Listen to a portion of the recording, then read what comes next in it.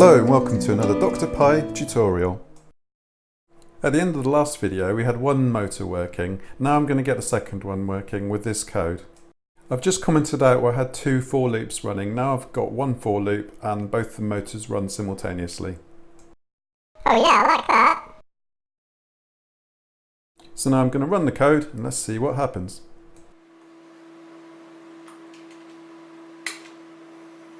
And there we go, both stepper motors running at the same time, controlled by the hat from some Python code running on the Raspberry Pi.